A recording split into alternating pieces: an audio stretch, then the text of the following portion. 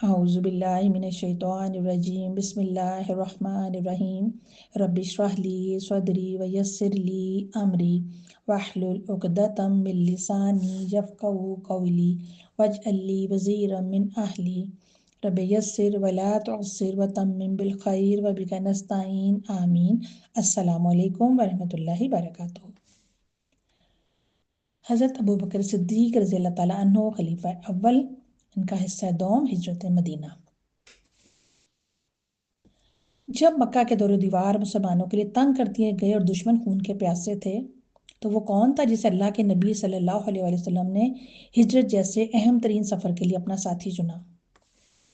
وہ سفر جس نے انسانیت کی تقدیر بدل دی، اور وہ عظیم رفیق جس نے غار ثور کی تنہائیوں میں یار غار ہونے کا حق ادا کر دیا۔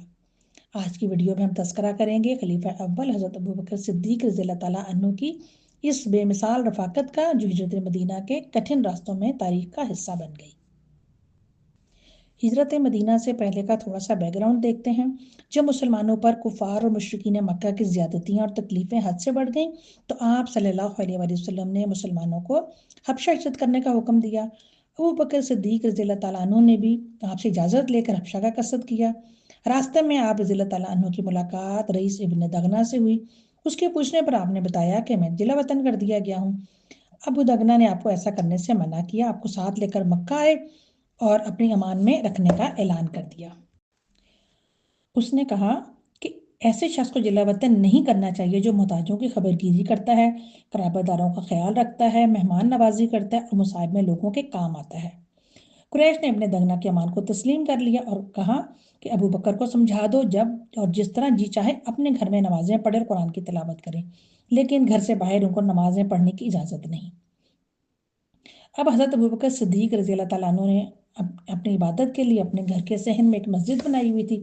اب کفار مکہ نے اس کے اوپر بھی اعتراض کیا اور انہوں نے ابن دغنہ کو خبر دی کہ ہم نے تمہاری ذمہ داری پر ابو بکر کو امان دی تھی، اب وہ اپنے فرائض جو ہیں وہ اپنے گھر کے اندر ادا کرے، لیکن وہ تو اعلان کر کے مسجد گھر میں بنا کر اور وہ عبادت کر رہا ہے۔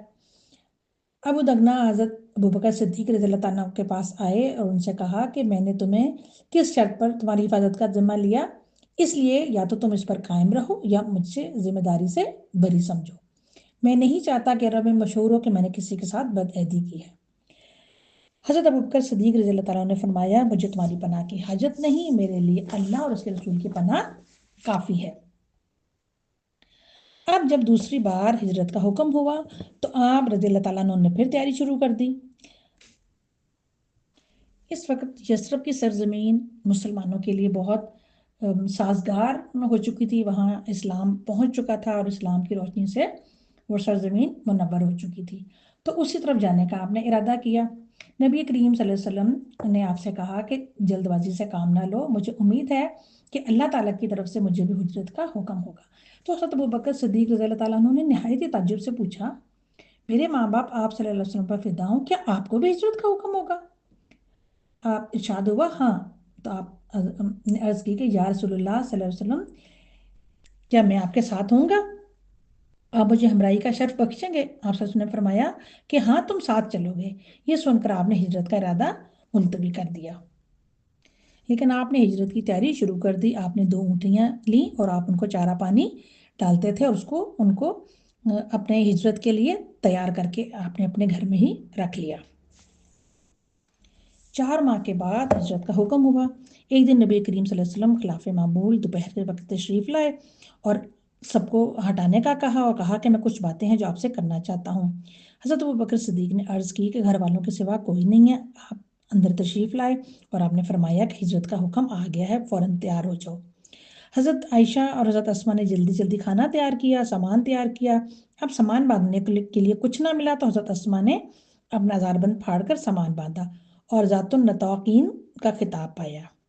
چونکہ 2 اونٹ آپ نے اس گھر سے پہلے ہی تیار کر رکھے تھے، ایک اونٹ پر آپ صلی اللہ علیہ وسلم اور دوسرے پر حضرت ابو بکر صدیق رضی اللہ تعالیٰ عنہ سوار ہوئے اور یہ قافلہ یثرب کی طرف روانہ ہوا۔ اس قافلے کا پہلا پڑاؤ یا پہلی منزل غار ثور تھی۔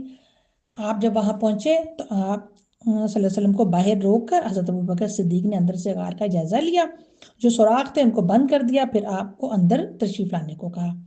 آپ نے حضرت ابو بکر کے زانوں پر سر رکھا اور لیٹ گئے۔ ایک سوراخ بند ہونے سے رہ گیا تھا، ایک زہریلے سانپ نے سر نکالا تو حضرت ابوبکر نے سوراخ پر اپنا پاؤں رکھ دیا کہ آپ صلی اللہ علیہ وسلم کے آرام میں خلل نہ پڑے۔ سامنے ابوبکر کو ڈس لیا اور زہر اثر کرنے لگا۔ تکلیف کی شدت سے ابوبکر رضی اللہ تعالیٰ عنہ کی آنکھوں سے آنسو نکل پڑے۔ ایک قطرہ آپ صلی اللہ علیہ وسلم کے چہرے مبارک پر گرا، جس سے آپ بیدار ہو گئے۔ پوچھنے پر بتایا کہ سانپ نے کاٹ لیا ہے۔ آپ نے اسی وقت زخم پر لعاب لگایا، اس تریاق سے زہر کا اثر دور ہو گیا۔ حضرت ابوبکر کے صاحبزادے حضرت عبداللہ کو ہدایت کر دی گئی تھی کہ مکہ میں جو بھی دن بھر میں واقعات پیش آئیں ان کی خبر رات کو آ کر دیں۔ اسی طرح آپ نے اپنے غلام عامر بن فہیرہ کو حکم دیا کہ مکہ کی چراگاہ میں بکریاں چرائیں اور رات کے وقت غار کے پاس لیں۔ چنانچہ صبح میں حضرت عبداللہ آتے اور عامر بن فہیرہ ان کے قدموں کے نشانات پر بکریاں لاتے تاکہ نشان مٹ جائیں اور کسی کو شبہ بھی نہ ہو، اور رات کے وقت انہی بکریوں کا تازہ دودھ غذا کے کام آتا۔ 3 دن اور 3 راتیں اسی طرح بسر ہوئی، کسی کو ذرا بھی شک نہ ہوا۔ لیکن قریش بھی چین سے نہ بیٹھے۔ جس طرح آپ صلی اللہ علیہ وسلم نے ہجرت فرمائی، انہوں نے آپ کے گھر کا محاصرہ کیا، چونکہ آپ کو قتل کرنے کا فیصلہ ہو چکا تھا۔ ساری رات پہرا دیا گیا، مگر آپ صلی اللہ علیہ وسلم برآمد نہ ہوئے تو وہ سب غصے سے وہاں سے نکلے اور حضرت ابوبکر صدیق کے گھر روانہ ہوئے۔ پوچھنے پر حضرت اسماء نے لاعلمی کا اظہار کیا تو ابو جہل نے غصے میں آ کر ان کو ایک زور کا تماچا رسید کیا کہ ان کے کان کی بالی کھول کر گر گئی۔ اب انہیں یقین ہو گیا کہ حضرت محمد صلی اللہ علیہ وسلم اور حضرت ابوبکر صدیق ایک ساتھ یہاں سے روانہ ہو چکے ہیں۔ قریش اپنی اس ناکامی پر سخت بھرم ہوئے اور اسی وقت اعلان کر دیا کہ جو شخص محمد صلی اللہ علیہ وسلم کو گرفتار کر کے لائے گا 100 اونٹ انعام میں پائے گا۔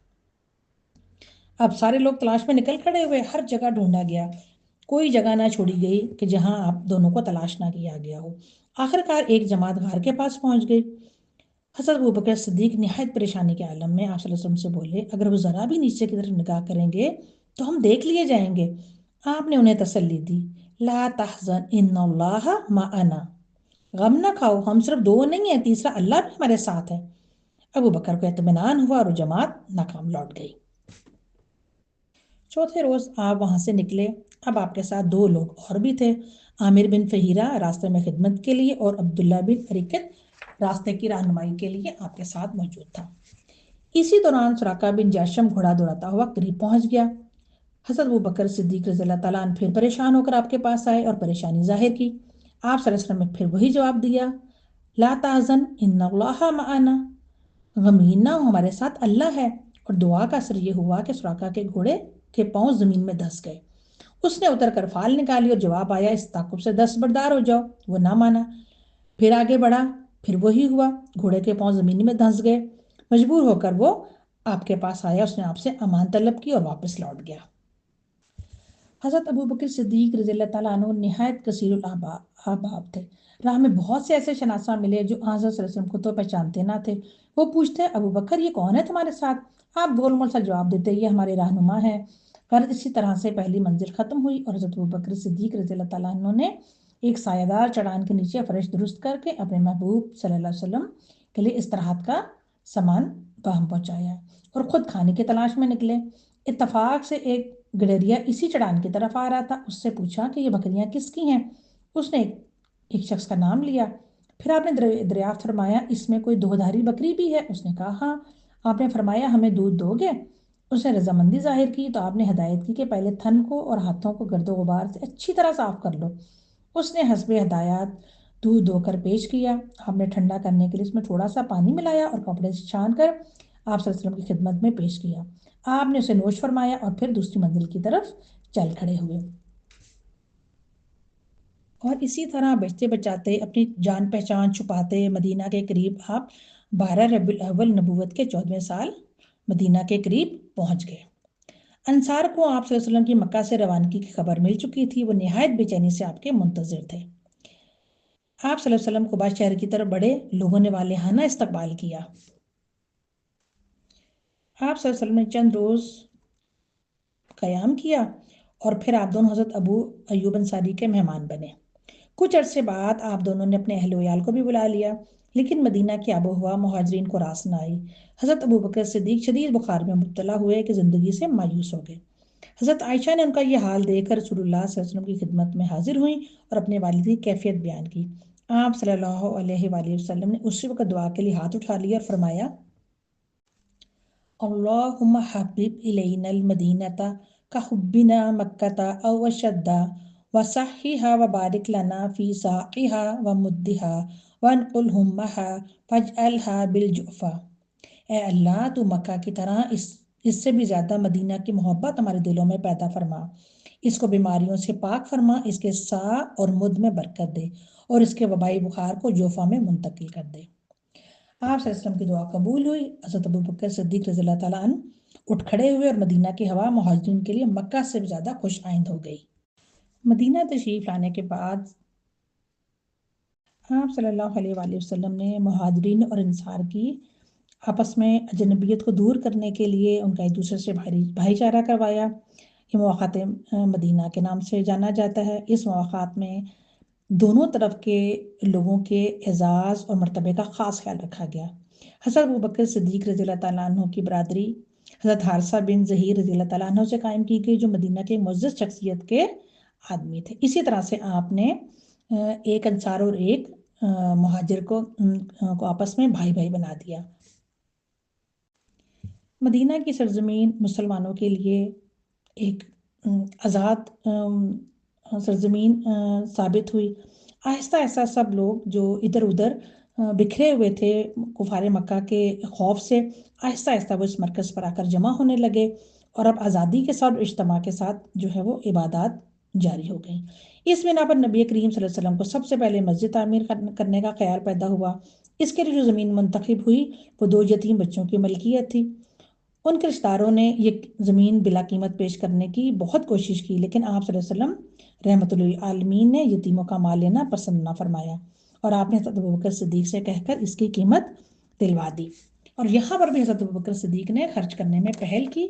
न सिर्फ उन्होंने कीमत अदा की बल्कि मस्जिद की तामीर में भी सरगर्म रहे। मस्जिद की तामीर में नबी करीम सल्लल्लाहु अलैहि वसल्लम ने खुद सहाबा के साथ मिलकर काम किया। हज़रत अबू बकर सिद्दीक रज़ियल्लाहु ताला अन्हु भी आम मजदूरों की तरह पत्थर और ईंटें ढोते थे। मस्जिद की दीवारें कच्ची ईंटों की थीं, सतून खजूर के तनों और छत खजूर के पत्तों की छाल से बनाई गई थी। फर्श सिर्फ रेत और कंकरियों पर मुश्तमिल था। ये सादगी इस बात की दलील थी कि इस्लाम इमारतों से नहीं बल्कि किरदारों से फैलता है। खोखा अबू बकर यानी अबू बकर का दरवाज़ा। मस्जिद नबी के गिर्द सहाबा के घर थे और इनके दरवाजे मस्जिद में खुलते थे। वफात से कबल नबी करीम सल्लल्लाहु अलैहि वसल्लम ने हुक्म दिया कि सबके दरवाजे बंद कर दिए जाएं सिवाय हज़रत अबू बकर के दरवाजे के। ये आप रज़ियल्लाहु ताला अन्हु की अजमत की सबसे बड़ी दलील। कितनी खुश नसीब थी वो ज़मीन जिसकी कीमत सिद्दीक़ अकबर ने अदा की और जिसकी तामीर में खुद सरवरे कायनात सल्लल्लाहु अलैहि वसल्लम ने अपने मुबारक हाथों से मिट्टी उठाई। ये सिर्फ एक मस्जिद नहीं थी बल्कि एक ऐसी सल्तनत का हेडक्वार्टर था जिसने कुफर के ईवानों को हिला के रख दिया था। ये मस्जिद सिर्फ इबादत गाह नहीं थी बल्कि एक अदालत थी जहाँ हर तरह के फैसले होते थे। एक पार्लियामेंट थी जहाँ अहम मशवरे होते थे। एक तालीमी मरकज़ था जहाँ असहाब सुफ़ा इल्म हासिल करते थे। मस्जिद नबी एक रियासत मदीना का मरकज़ था जहाँ से पूरी दुनिया में इस्लाम की रोशनी फैली। ये वही मस्जिद थी जहाँ दुनिया की कच्ची तरीन दीवारों के साए में इंसानियत के पक्के तरीन किरदार तैयार हुए और जिसकी ज़मीन की कीमत हज़रत अबू बकर सिद्दीक ने अदा करके रहती दुनिया तक के लिए अपना नाम इस मुक़द्दस इमारत के साथ जोड़ लिया। मस्जिद नबी की जब पहली बार बुनियाद रखी गई तो ये एक चौकोर शक्ल की इमारत थी। इसकी लंबाई और चौड़ाई इस वक्त तकरीबन 60 से 70 हाथ यानी तकरीबन 100 बाई 100 फीट के रकबे पर थी। इब्तदाई तौर पर इसका कुल रकबा या एरिया 1050 मुरबा मीटर था। दीवारों की ऊंचाई तकरीबन 7 फुट यानी एक इंसान के कद के बराबर थी। इब्तिदा में जब मस्जिद बनी तो इसका रुख बैतुल मक़दिस की तरफ यानी शुमाल की तरफ था, चूँकि तब तक तहवील किबला का हुक्म नहीं आया था। हिजरत के तकरीबन 16 या 17 माह बाद जब किबला तब्दील हुआ तो जनूब की तरफ काबा को किबला बनाया गया और मस्जिद का नक्शा इसके मुताबिक बदला गया। मस्जिद में दाखिले के लिए 3 दरवाजे बनाए गए।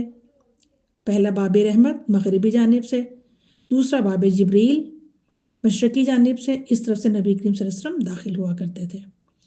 तीसरा बाब जनूब जो बाद में किबला की तब्दीली के वक्त बंद करके दूसरी तरफ खोल दिया गया। नबी करीम सल्लल्लाहु अलैहि वसल्लम के हुजरा मुबारक के बिल्कुल करीब हज़रत अबू बकर सिद्दीक को जगह मिली مسجد سے متصل ان کا وہ تاریخی دروازہ تھا جسے خوخہ ابو بکر کہا جاتا ہے، اور وفات سے پہلے آپ صلی اللہ علیہ وسلم نے فرمایا تھا مسجد میں کھلنے والے تمام دروازے بند کر دو سوائے ابو بکر کے دروازے کے۔ یہ مسجد اتنی سادہ تھی، اس کی چھت اتنی سادہ تھی کہ جب بارش ہوتی تو کھجور کے پتوں سے پانی ٹپکتا تھا اور سجدہ گاہ گیلی ہو جاتی تھی، لیکن صحابہ کرام اسی کچی مٹی پر سجدہ کر کے اپنی زندگی کی سب سے بڑی راحت پاتے تھے۔ ہجرت مدینہ صرف ایک جگہ سے دوسری جگہ منتقلی کا نام نہیں تھا، بلکہ یہ حق اور باطل کے درمیان ایک ایسی لکیر تھی جس نے تاریخ عالم کو دو حصوں میں بانٹ دیا۔ حضرت ابوبکر صدیق رضی اللہ تعالیٰ عنہ نے مکہ سے مدینہ تک اس کٹھن سفر میں نہ صرف اپنی جان اور مال بلکہ اپنا سب کچھ اللہ کے رسول صلی اللہ علیہ وسلم کے قدموں میں نچھاور کر دیا۔ زمین کی خریداری سے لے کر تعمیر مسجد کی مزدوری تک صدیق اکبر رضی اللہ تعالیٰ عنہ ہر جگہ ہراول دستے کے طور پر نظر آئے۔ مدینہ میں اب اسلام کی جڑیں مضبوط ہو رہی تھیں، لیکن آزمائشیں ابھی ختم نہیں ہوئی تھیں۔ کفار مکہ اب بھی مسلمانوں کے در پہ تھے اور جلدی میدان جنگ سجنے والا تھا۔ اسلام کے ان پہلے مارکوں اور غزوات میں حضرت ابوبکر صدیق نے وفا شجاعت کی کیا نئی داستانیں رقم کی، یہ سب جانیں گے ہم اس سیریز کے اگلے حصے میں۔ اگر آپ کو ہماری یہ کاوش پسند آئی ہو تو اس ویڈیو کو صدقہ جاریہ کی نیت سے شیئر کیجیے، کمنٹ میں اپنی رائے کا اظہار کیجیے۔ ملتے ہیں اگلے حصے میں۔ سبحانک اللہم و بحمدک، اشہد ان لا الہ الا انت، استغفرک و اتوب الیک۔ السلام علیکم ورحمۃ اللہ وبرکاتہ۔